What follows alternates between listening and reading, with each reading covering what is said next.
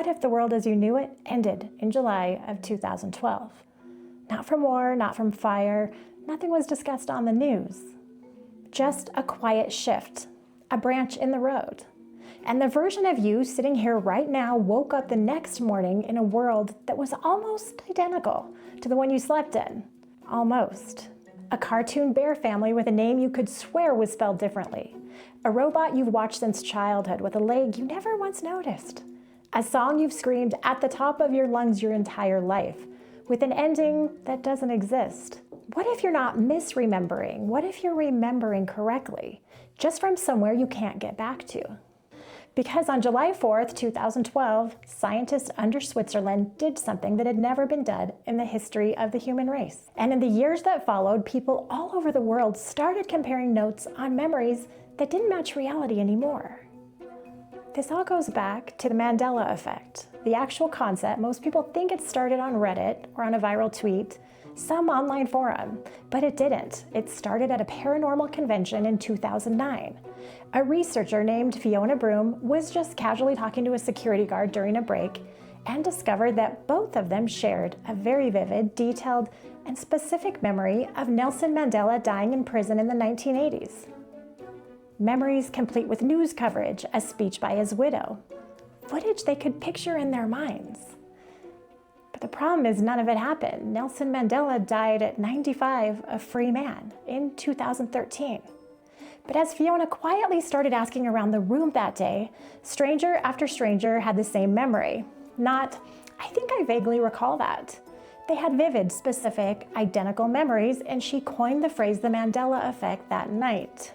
Now, to be clear, CERN didn't cause that memory. This was back in 2009. Nobody connected any of this to CERN quite yet. Because 3 years after Fiona gave it a name, something happened underneath Switzerland, and after that, the trickle of shared false memories became a flood. Thousands of people suddenly finding each other online, comparing notes, realizing their memories didn't match the world around them anymore, as if something had shifted. And the first question Fiona asked back in 2009 is still the one nobody can answer. Why are so many people wrong in exactly the same way? Here's the only science you need to understand CERN. Under the border between Switzerland and France, scientists built a machine, 17 miles of tunnel in a circle deep underground. This machine was designed to smash particles together at just under the speed of light. The goal was to find a single particle they knew had to exist but had never seen. The particle that gives everything, every atom, every object, every living thing, its physical mass. Without it, nothing in the universe holds together. They called it the God particle. On July 4th, 2012, they announced it. A new particle consistent with everything the God particle was predicted to be. Scientists in the room were openly crying. Stephen Hawking, who had publicly bet it didn't exist, admitted that he was wrong, and then he said the discovery was, quote, worrying. In the years after, the CERN connection became part of mythology. People all over the world started finding each other online, comparing notes on memories that didn't match reality anymore. Some believe this is the result of a timeline shift, that the experiment that CERN did nudged us from one branch of reality into another, so close to the original you'd never notice, except for the memories you brought with you into the new reality. Here's what makes this different from just getting something wrong. It's not individual, it's mass. Masses of people sharing the same false memories. Think about what a reboot actually is. Your phone crashes, it restarts, everything updates. But sometimes some of the old data doesn't transfer clean. Some people think that's what happened on July 4th, 2012. Not that the world ended, not that we all died, but that reality updated. And the universe did a pretty good job of making the new version look identical to the old, because this isn't one person remembering something wrong. This is thousands of strangers, people I've never met, people in different countries, different generations, all remembering the same things that never existed. Not similar things, not close things, identical. Same spellings, same logos, same movie, same song ending that they've been singing wrong their entire lives. all of them, in exactly the same direction. You don't get that from bad memory. Bad memory is random. This is synchronized. So let's talk about what you remember. Luke, I am your father. Come on, everyone knows that line. Darth Vader, the big reveal, except he never said Luke. The actual line is, no, I am your father, and that's it. How about the Disney film Snow White? You know, when the evil queen asks, magic mirror on the wall, not mirror, mirror on the wall.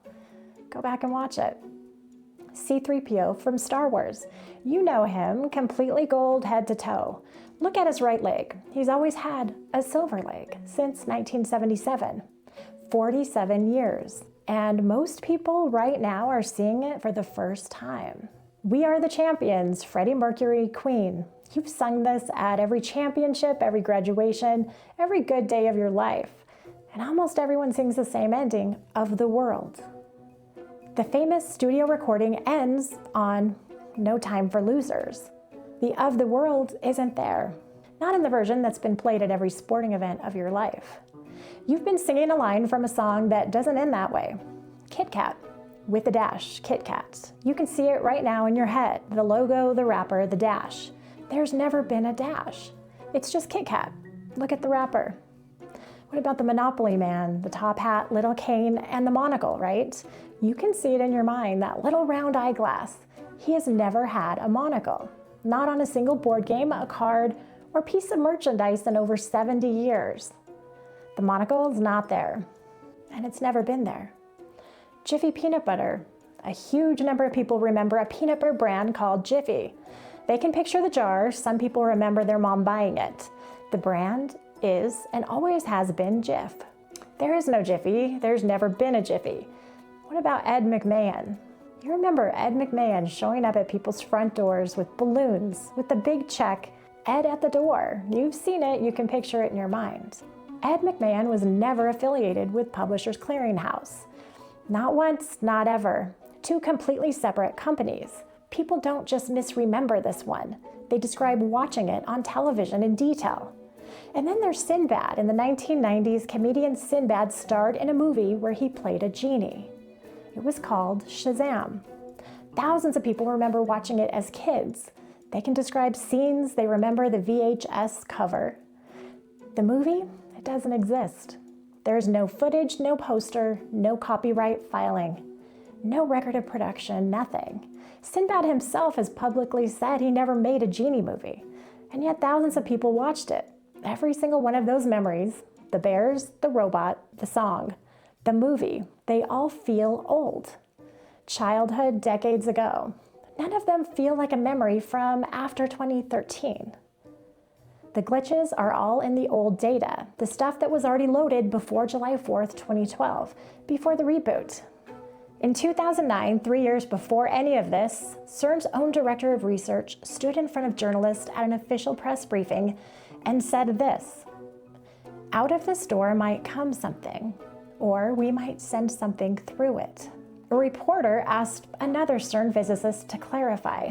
That physicist deflected and recommended a book about how extra-dimensional entities might interact with our world. On July 4th, 2012, CERN announced a new particle consistent with the God particle. Stephen Hawking called it worrying. 3 weeks later, NASA recorded an extreme solar storm, a massive coronal mass ejection that narrowly missed Earth. Then, CERN went dark. From 2013 to 2015, the Mandela Effect went viral. Thousands of people, identical wrong memories, almost none of the major ones originating after 2012. In August of 2015, the Hindu goddess Kali, goddess of death, time, and destruction, was projected in massive scale onto the Empire State Building.